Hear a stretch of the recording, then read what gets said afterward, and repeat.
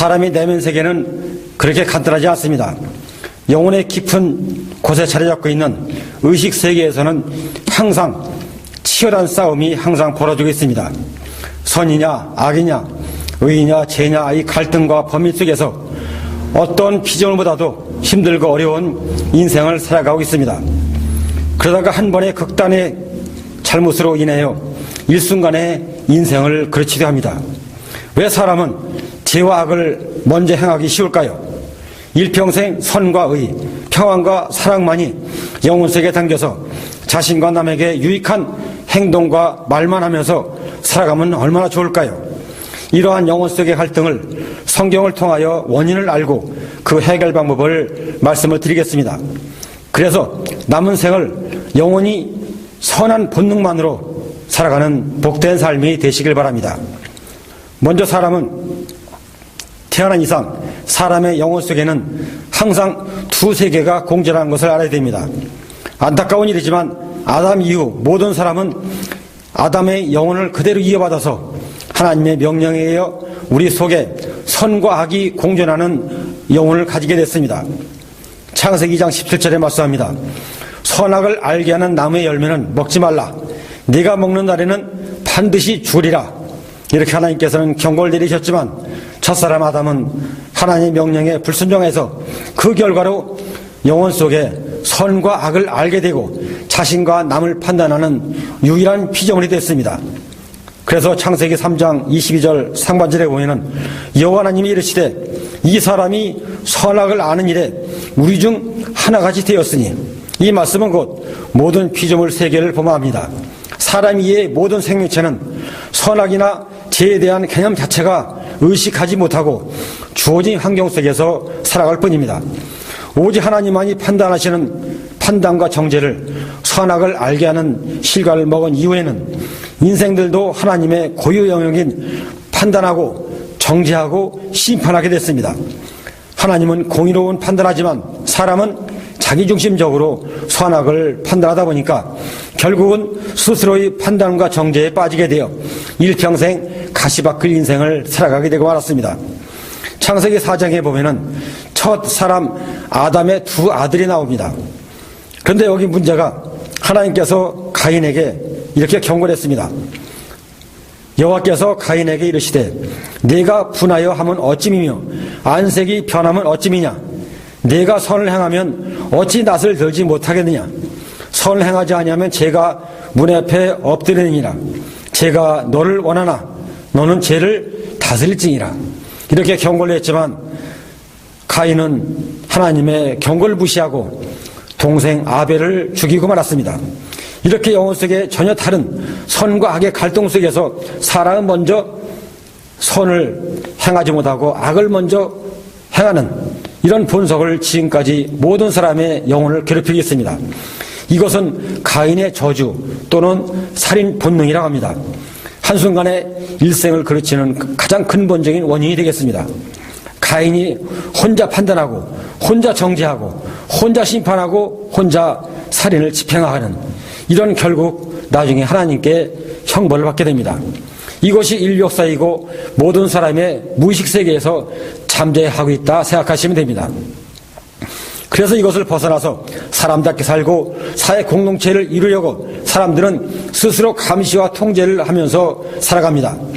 하나님께서는 사람의 내면 속에 주신 것이 있어요. 양심, 이성, 도덕, 윤리, 상식 등으로 스스로 마음과 행동을 자제시키면서 가정과 사회를 이루도록 하셨습니다. 다른 것은 속일지라도 사람은 양심을 속일 수 없으니까요. 양심대로만 살기만 해도 가정과 사회가 유지가 되도록 하나님께서는 양심을 사람 마음에 넣으셨습니다. 그래서 양심을 보통 영혼의 파수꾼이라고 합니다. 밖으로는 어떤 크고 작은 단체나 사회도 스스로의 사회 규범을 만들어서 사회 질서를 유지하며 공동체를 형성을 합니다. 성경은 십계명같이 신앙생활과 사회생활에 파괴하는 행위를 금지하고 있습니다.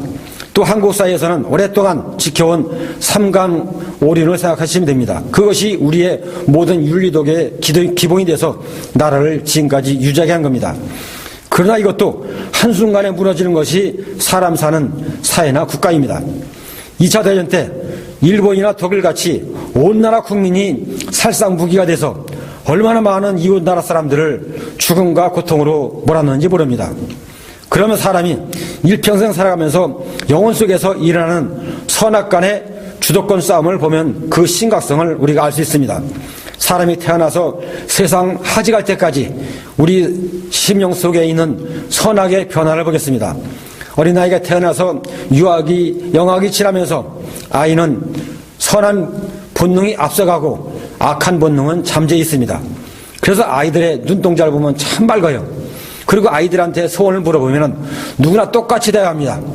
선하고 착하고 그리고 남을 돕는 의사가 되겠다, 변호사가 되겠다, 아니면 여자아이들은 간호원이 되겠다 하면서 착한 본능으로 살아가려고 시작합니다. 그러다가 청소년기, 장년기, 노년기를 지나면서 선은 잠잠해지고 악의 본능이 앞서갑니다. 그래서 악을 먼저 배우고 나쁜 행동을 배우기는 쉽고 그러면서 악을 행하기에 탐대하게 남은 여생은 악의 본능으로 살아가기가 쉽습니다.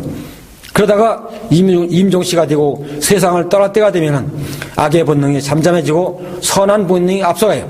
그래서 세상을 떠날 때는 다 착하게 살고 선하게 살고 좋은 말하고 세상을 떠나게 됩니다.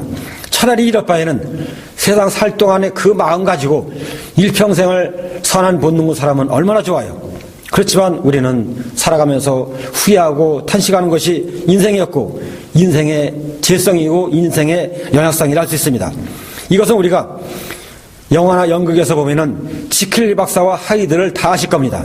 극단의 선과 악이 사람 내면에 대립하면서 두 얼굴로 살아가는 그 사람이 우리 모든 사람들의 우리 심령 속의 모습입니다.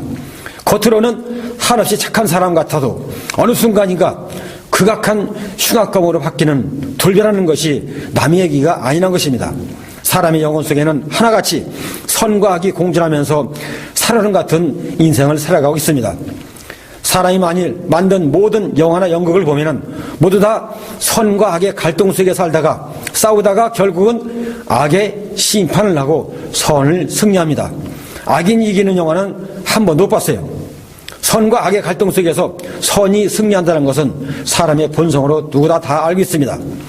그러면서도 자신의 영혼 속에는 있는 선악의 갈등의 그 심각성을 깨닫지 못하고 살아갑니다. 로마서 9장 10절 말씀합니다. 악을 행하는 각 사람에게는 환난과 공고가 있으리니 먼저는 유대인에게요 그리고 헬라인에게며 또 10절에 선행하는 각 사람에게는 영광과 존귀와 평강이 있으리니 먼저는 유대인에게요 그리고 헬라인에게라. 이렇게 성경은 결론이 똑같습니다. 악인은 영원한 심판, 선인은 영원한 승리를 말하고 있습니다. 사람은 다 같은 사람이 아니고 선악의 관점에서 보이는 세 종류로 분리할 수 있어요. 첫째는 죄와 탐욕에 물들어서 선과 악, 의와 불의에 전혀 상관없이 갈등 없이 사는 사람이 있습니다. 이 중에서 사이코패스라는 반사회적 성격 장애를 가진 사람이 있어요. 통계적으로 100명에 한두 명 정도 나온답니다. 그리고 두 번째는 세상 살아가면서 마음속에 이에 대한 선과 악의 갈등을 겪으면서 사는 사람이 있어요. 그리고 세 번째는 안타까운 자신의 처지를 한탄하면서 어떻게 하면 이 선과 악, 의와 불의와 죄에 대해서 벗어나서 의로운 삶을 살 것인가 고민하는 사람이 있어요. 세 번째, 이런 사람에게 하나님께서는 구원의 손길을 베풀어 주시고 그 영혼을 구원시키고 남은 생애를 선악의 갈등 없이 살게 해주십니다. 우린 여기서 하나님의 창조 질서를 보면은 보다 더 깊이 선과 악의 근본 갈등을 알 수 있습니다. 창세기 1장 2절에 보면은 땅이 혼돈하고 공허하고 흑암이 깊은 위에 있고 하나님의 주시는 수면에 운행하시니라. 여기 보시면은 창조 질서에서 창조하시기 전에 제일 첫 번째 기본 질서는 기본적으로 되어 있는 것은 혼돈, 공허, 흑암, 그리고 하나님의 신이 기준 상태에서 하나님께서 빛을 창조하시고 빛이 비추면서 빛과 어둠이 나누게 됐습니다. 현재 우주의 기본 물질과 흑암 물질은 흑암 물질 에너지로 구성되어 있고 얼마 전에야 이런 흑암과 어둠에 대해서 밝혀졌습니다. 그동안은 밤하늘이 왜 어두운지를 아무도 몰랐어요. 당연히 어두운 줄 알았습니다. 그런데 이것을 과학자들이 밝혀서 우주의 기본 물질은 어둠이다 이렇게 밝혀졌습니다. 해가 지면은 당연히 어둡고, 또 해가 뜨면은 또 밝고, 또 해가 지면은 당연히 어둡게 되는 겁니다. 바로 이것이 인간 세상이다 생각하시면 됩니다. 사람이 사는 동안 살아가면서 싫든지 좋든지 어둠 속에 살 수밖에 없는 것 같이 사람의 영혼이나 가정이나 사회 모두 다 똑같이 밝게 살고 싶고 지하에서 떠난 선한 세상을 살고 싶어도 이것은 마음뿐입니다. 현실은 시대와 역사를 초월하여 어둠이 지배하는 세상이 되었어요. 결국 우주나 영혼이나 다 같이 절대 어둠의 지배를 받는 것이 현재 우주 질서입니다. 누구나 어둠을 싫어해도 그대로 살아갈 게 없는 것이 인생이었어요. 어둠 세상에서 선한 사람들보다는 악한 사람, 독한 사람, 틈만 나면 법망을 피해서 수단 방법을 가리지 않고 살아가기에 강한 사람이 잘 살게 되고 힘없고 약한 사람은 살기 힘든 세상이 저절로 됐습니다. 지금까지 한국 사회를 보면 압니다. 5천년 역사 이래 보면은 가장 고통받는 사람들은 여자와 아이들, 하층 서민들의 그 서름과 고통은 우리가 다 알겠습니다. 예를 들어서 백정으로 태어나면은 자자손손 백정으로 살아야 되고 그 멸시천대는 이루 말할 수가 없습니다. 이러한 어둠 속에 고통받는 이들을 위해서 예수님께서 이 땅에 오셨습니다. 예수님의 이름을 뜻을 알면 예수님이 오신 이유를 알게 됩니다. 마태복음 1장 21절에 보면 말씀합니다. 아들 낳으리니 이름을 예수라라. 이는 그가 자기 백성을 그들의 죄에서 구원할 자이심이라 하니라. 이렇게 예수님께서는 죄와 불의에 고통받는 이들을 구원시키기 위해서 이 땅에 오셨습니다. 양육강식의 동물 같은 세상이 아니라 죄악에서 벗어난 사람으로 살게끔 하나님의 형상과 지음받은 그 고귀한 사람의 모습대로 살게끔 하셨습니다. 누가복음 1장 79절에 말씀합니다. 어둠과 죽음의 그늘에 앉은 자에게 비치고 우리 발을 평강의 길로 인도하시로다 하니라. 이때부터 예수님이 오시면서 빛과 어둠의 세상이 나누고 선과 악이 나누게 되고 의인과 죄인이 나누게 됐습니다. 예수님은 절대선으로 이 땅에 오시어 모든 사람에게 참된 선과 의의 모습을 직접 몸으로 보여줬습니다. 창세기 1장 9절에 말씀합니다. 참빛 곧 세상에 와서 각 사람에게 비추는 빛이 있었나니. 그래서 참빛 되시는 예수님의 절대선이 예수를 믿는 자에게 영혼 속에 이제는 그 빛이 들어와서 절대선이 자리 잡게 되고 그동안 그렇게 오랫동안 괴롭혔던 절대 어둠의 세력이 물러가고 절대 악이 물러가게 됐습니다. 그러면 참된 빛 대신 예수를 믿으면 어떻게 될까요? 빛을 믿으면 당연히 빛의 아들이 돼서 이제는 어둠이 없는 영혼으로 살아가게 됩니다. 요한복음 12장 36절에 말씀합니다. 너희에게 아직 빛이 있을 동안에 빛을 믿으라. 그리하면 빛의 아들이 되리라. 이제는 우리 영혼 내면 속에 일어나는 선과 악, 빛과 어둠의 갈등, 그런 대립이 없어지고 빛이 들어오면서 어둠은 저절로 사라지게 돼요. 우리가 캄캄한 밤에 방 안에 들어가서 불을 켜면은 환해지는 것 같이 우리 심령 속에 불을 켜서 어둠이 다 물러간 겁니다. 첫사람 아담이 선악을 알게 하는 실과를 먹은 후에 모든 인류가 겪어왔던 영혼의 갈등이 이제는 사라지게 되는 것은 사람의 고행이나 노력이 아니라 오직 예수를 믿음으로 그 참빛이 우리의 비치게 되고 그러면서 우리 속에 어둠이 다 물러가고 이제는 어둠이 없는 영혼으로 돼서 의와 선과 사랑과 평안만이 있는 우리 영혼이 자리 잡게 되는 겁니다. 예수를 믿음으로 거룩한 하나님의 속성을 변화되는 것은 당연합니다. 만일 사람의 노력으로 어둠을 물리치한다면 이것은 지는 싸움이고 영원히 어둠에서 벗어날 수가 없게 되는 헛고생만 하다가 생을 마치게 됩니다. 그리고 영혼의 빛이 밝아지면 그 다음에 빛의 열매가 맺히기 시작합니다. 에베소 5장 8절과 9절에 말씀합니다. 너희는 전엔 어둠이더니 이제는 주 안에서 빛이라. 빛의 자녀들처럼 행하라. 빛의 열매는 모든 착함과 의로움과 진실함이라. 그동안 우리가 그렇게 원했던 우리 심령의 저절로 변화가 돼서 이제는 절대 선이 지배하는 영혼으로 남은 생을 살게 됐습니다. 참된 빛이 비침으로 어둠은 다 물러간 거예요. 그래서 착함과 의로움과 진실함이 우리 속에 남게 되고 모든 어둠의 세력은 다 물러간 거예요. 요한복음 3장 5장 35절에 보면 말씀합니다. 요한은 켜서 비추는 등불이라. 너희가 한때 그 빛이 즐거웠으나 너희가 한때 그 빛에 즐거워하기를 있기를 원하였거니와. 이 말씀은 사람을 믿는 것은 사람의 켜는 빛을 믿는 거예요. 사람이 켜는 빛은 언젠간 다 꺼지고 맙니다. 다시 어둠으로 돌아가요. 오직 참빛 되시는 예수는 믿어야만이 다시 어둠으로 돌아가지 않고 남은 생을 영혼의 빛이 꺼지지 않는 절대 선의 사람으로 살아가는 복된 사람이 되는 겁니다. 로마서 1장 8장 1절과 2절 읽어드리면서 말씀을 마치겠습니다.